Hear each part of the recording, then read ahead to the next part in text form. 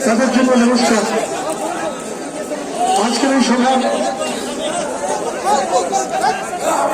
সম্মানিত সভাপতি উপস্থিত আছেন গড়াচিপা উপজেলা বিএনপির সদস্য সভাপতি সাধারণ সম্পাদক সহ উপজেলা বিএনপির নেতৃবৃন্দ, রতনদী কালতন ইউনিয়ন বিএনপির নেতৃবৃন্দ, আঙ্গুয়া সাংস্কৃতিক সংগঠনের নেতৃবৃন্দ, সম্মানিত গণমাধ্যমের কর্মীবৃন্দ, উপস্থিত মা এবং বোনেরা, উপস্থিত সনাতন ধর্মের ভাই এবং বোনেরা, যারা কষ্ট করে রাত জেগে আমাদের বক্তব্য শুনছেন এবং আমাদের নির্বাচনী জয়যাত্রায় আমাদের পাশে রয়েছেন, আপনাদের সকলের প্রতি কৃতজ্ঞতা এবং ধন্যবাদ জ্ঞাপন করছি।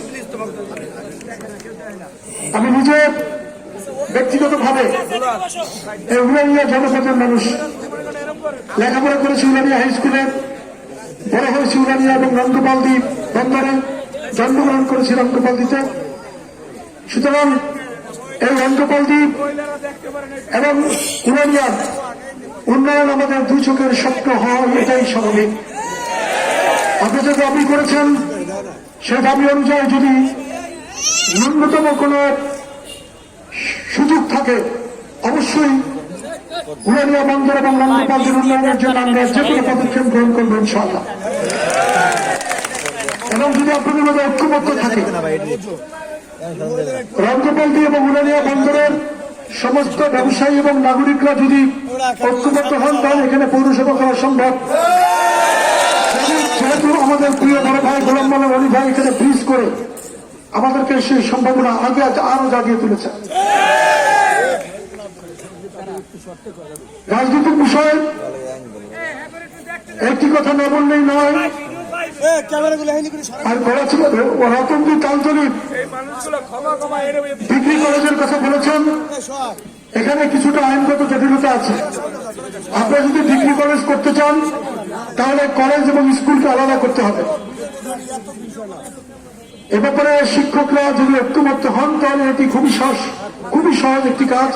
আপনারা যদি মনে করেন এবং আপনারা যদি ছাত্র শিক্ষক কর্মকর্তা কর্মচারীরা ঐক্যবদ্ধ হন, এটার জন্য কোন নির্বাচিত প্রতিনিধি হওয়ার দরকার নেই, আমরা যে কোনো সময় করে দিতে পারি। আর রাজনীতির যে বিষয়টি, নির্বাচন যতই ঘনিয়ে আসছে আপনারা দেখতে পাচ্ছেন বিভিন্ন ধরনের টুক্কা ফাক্কা মাস্তানদের উৎপাদ বেরিয়ে চলেছে। এসব মাস্তানরা খুবই পরিচিত। 1996, 2001 এবং 2008 সালে তারা আমাদের সাথে মিলে এই সাধারণ নির্বাচন করেছে। তাদের কাজ একটাই, ভদ্রলোক দেখলে কলার ধরবে, অমুকের মিছিলে গেছো কা, অমুক রাস্তায় উঠবি না, নির্বাচনের পরে দেখে নেব। ভোটের দিন রেজাল্ট যখন দেখে তখন তারপর দিন থেকে এক সপ্তাহ নিজেই বাজারে ওঠে না। এটা আমাদের খুবই পরিচিত দৃশ্য। 2001 সালে নির্বাচনের পরে এই উলানিয়া বন্দরে রঙ্গপালদিতে তারা যা করেছে তা আমি মুখে নিতে চাই না। তবে তাদের এই কর্মকাণ্ডের কারণেই 2001 সালের নির্বাচনে আমরা 12,000 ভোটে হারলেও 2008 সালের নির্বাচনে আমরা 62,000 ভোটের ব্যবধানে হেরেছিলাম এই আসনে। এবং এখন যারা ট্রাকে উঠে মাপবাড়ি করছেন তাদের কর্মকাণ্ডের কারণে 2008 সালের নির্বাচনে তাদের শাহজাহান খানের মঞ্চটাও নিষেধ ছিল। এসব কথা আমরা বলতে চাই না। তাহলে নির্বাচনে আচরণবিধি লঙ্ঘন না হলে সম্পর্কের অবনতি হবে। আমরা একটি অবাধ এবং নিরপেক্ষ নির্বাচন চাই। সিদ্দিক ভাই ইতিমধ্যে কিছুটা বলেছেন। অনেকে আওয়ামী লীগ নিষিদ্ধ করেছিলেন আওয়ামী লীগের ভোটের আশায়। যখন আমরা আওয়ামী লীগকে মনে করিয়ে দিয়েছি যে যারা আওয়ামী লীগ নিষিদ্ধ করার জন্য রাজপথে নেমেছে, আওয়ামী লীগের নেতাকর্মী সমর্থকরা তাদের ভোট দিবে কিনা, তখন তাদের অন্তরে জ্বালা ধরেছে। সোশ্যাল মিডিয়ায় তাদের বক্তব্য ঘুরে বেড়াচ্ছে। তারা ইউপি নেতা আওয়ামী লীগ নেতাকর্মীদের থেতলে দিতে চেয়েছেন, আওয়ামী লীগকে কালসাপ করেছেন। এতে তাদের কোনো দোষ নাই। এই বক্তব্য আমরা মনে করিয়ে দিচ্ছি, এতেই আমাদের দোষ। সংগ্রামী বন্ধুরা, আগামী 12 ফেব্রুয়ারি নির্বাচন শুধু বাংলাদেশের জন্য নয়, গড়াচিপা দেশের জন্য একটি গুরুত্বপূর্ণ নির্বাচন।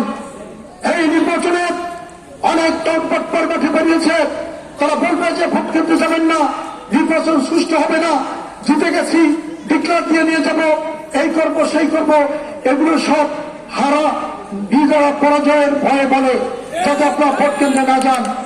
কিন্তু আমি আপনাদেরকে বলছি, গলাচিপা 10 মানুষ ইতিমধ্যেই সিদ্ধান্ত নিয়েছে তারা কি করবে, সেটা জানে বলেই তারা এই ধরনের বক্তব্যে আপনাদেরকে বিভ্রান্ত করার চেষ্টা করছে। এই গলাচিপা শুনে কারা সাম্প্রদায়িক সম্প্রীতি নষ্ট করেছে 2001 সালের পরে, কারা এই উড়ানিয়া বন্দরে একজন সনাতন ধর্মের ব্যবসায়ীকে বিনা অপরাধে নির্মমভাবে কুপিয়েছে, তারা যারা দেখেন ট্রাকে আছে। এই গলাচিপার সমীর পালের মতো একজন জনপ্রিয় কমিশনারকে রাস্তায় ফেলে মেরেছে, তারা ট্রাকে আছে। যারা উড়ানিয়ার ধর্মীয় সংখ্যালঘু পরিবারকে মেরে আহত করে পালিয়ে তারা থানায় অবস্থান নিয়েছে, তারা ঘুষ দিবেন, তারা ট্রাকে আছে। শুধু তাই নয়, 2001 সালের নির্বাচনের পরে যারা এই উড়ানিয়া বন্দরে ঘর ঘর চালা নির্বাচন করেছে, তারা সব খোঁজ নিয়ে দেখবেন তারা ট্রাকে আছে। অতএব তাদের পরিচয় সম্পর্কে জেনে আপনারা সিদ্ধান্ত নেবেন। তারা এই সমস্ত টুটকা ফাটকা বক্তারা ভয় দেখাবে, তাদের ভয় যদি একদিন ঘরে লুকিয়ে থাকেন, তারা 5 বছর আপনাদেরকে এই ধরনের টুটকা বস্তানদের নিপুণ নির্যাতনে বসবাস করতে হবে। আর যদি তাদের বিরুদ্ধে রুখে দেন, একদিন সাহস করে নির্বাচনের লাইনে দাঁড়ান, 5 বছর বিরাট মতো রাস্তাতে ঘুরে বেড়াবেন।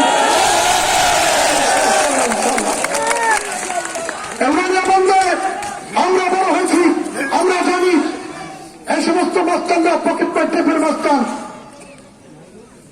এরা সুদাবাড়িয়া থেকে আসে, ডাকুয়া থেকে আসে, বিভিন্ন দিক থেকে আসে।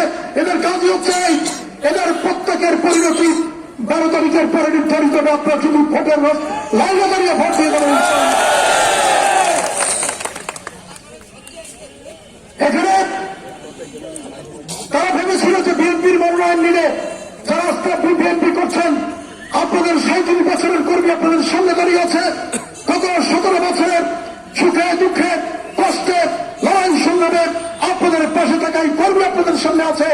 তাদের আপনাদের বিবেক যদি বলে যে আমি বিএনপির লোক, আশা করি আপনারা আমাকে ভোট দেবেন। কিন্তু যারা বিএনপি নেতা কর্মীদের রক্ত ঝরিয়েছে, যারা আমাদের দলীয় পুলিশ ভেঙে দিয়েছে, যারা প্রতিনিয়ত জিয়া পরিবার এবং দেশের বেগম খালেদা জিয়া এবং তারেক রহমানকে কটাক্ষ করে বক্তব্য দিয়েছে, তারা বিএনপির লোক কিনা সেটি আপনি আপনার বিবেককে যাচাই করে সিদ্ধান্ত নেবেন ইনশাআল্লাহ। আওয়ামী লীগের নেতৃবৃন্দ, আমি আপনাদেরকে বিনীত অনুরোধ করব, আপনাদের এই সন্তান, আপনাদের এই ভাই আপনাদের সামনে দাঁড়িয়ে আছে। 2008 সাল থেকে এই এলাকার নির্বাচনী এলাকার জনপদের সাথে আমি যুক্ত আছি। যদি কোনদিন আওয়ামী লীগ হিসেবে আপনাদের সাথে আমি বিপুল আচরণ করে থাকি, আমি কোন আওয়ামী লীগের নেতা কর্মীর কাছে একটি ভোট চাই না। আপনার আমাকে ভোট দেওয়ার প্রয়োজন নেই। আজ মনে করেন যে আপনাদের এই সন্তান দল মত নির্বিশেষে আওয়ামী লীগ হোক বিএনপি হোক, আপনাদের সাথে আচরণের ক্ষেত্রে কোন ধরনের কোন পার্থক্য, কাজের ক্ষেত্রে কোন পার্থক্য, আপনাদেরকে উপকার করার ক্ষেত্রে কোন পার্থক্য করে নাই, তাহলে আপনার এই সন্তানকে ভোট দিয়ে মূল্যায়ন করবেন। ইনশাল্লাহ আগামী 5 বছর সাহসিকতার সাথে নিজের অধিকার নিয়ে আপনি এই জনপদে বসবাস করবেন। বক্তব্য বাড়াবো না। আপনারা জানেন যে আচরণগুলিতে রাত 8টায় সময় শেষ হয়ে গেছে।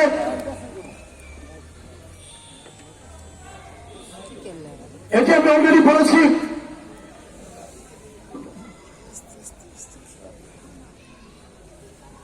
উনানিয়া হাই স্কুল অ্যান্ড কলেজকে জাতীয়করণের যে বিষয়, এটি একটি নীতিগত বিষয়, সরকারের পলিসির অংশ।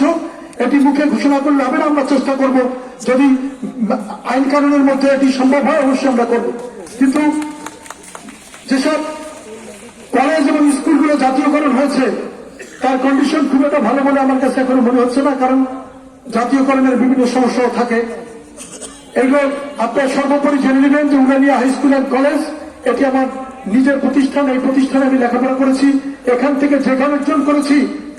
এখানে বাবু হিরণলাল শীল আছেন, বাবু শঙ্করলাল দাস, হরিনারায়ণ দেবনাথ, বীরেন্দ্রনাথ থেকে শুরু করে আমাদের আজগর হুজুর সহ উনানিয়ার সম্মানিত শিক্ষকদের কাছে যে শিক্ষা পেয়েছি, সেই শিক্ষাই বুনিয়াদী শিক্ষা হিসেবে এখন পর্যন্ত আমাদের মেধায় আছে। এটি নিয়েই আমরা জীবন পার করে দিয়েছি। অর্থাৎ এই স্কুল অ্যান্ড কলেজের জন্য যা কিছু করার সম্ভব সকল কিছুই করা হবে ইনশাল্লাহ। আপনাদেরকে আমরা উড়ানিয়া বন্দরে জনসংযোগ এবং অন্যান্য জনসেবা করব, সেগুলোতে আমরা বিস্তারিত বক্তব্য রাখবো। রাত অনেক হয়েছে, পরিশেষে আপনাদের কাছে আবারও বিনীত অনুরোধ রাখবো, বিশেষ করে মা বোনরা, ধর্মীয় সংখ্যালঘুরা এবং আপনারা যারা বিএনপি এবং অন্যান্য রাজনৈতিক দলের সমর্থক আছেন, সকল প্রকার ভয় ভীতি উপেক্ষা করে আপনারা 12 ফেব্রুয়ারি নির্বাচনে ভোটার লাইনে দাঁড়িয়ে যাবেন। ইনশাল্লাহ বিজয় আপনাদের সুনিশ্চিত, সেই আশাবাদ ব্যক্ত করে আপনাদের সবাইকে ধন্যবাদ জানিয়ে আপনাদের সকলের প্রতি ঘোড়া মার্কায় ভোট দিয়ে আপনাদের সন্তানকে বিদায় করবেন সেই আশাবাদ ব্যক্ত করে সবাইকে আবারও শুভরাত্রি জানিয়ে আজকের মতো বিদায় নিচ্ছি। আল্লাহ হাফেজ। সবাইকে ধন্যবাদ।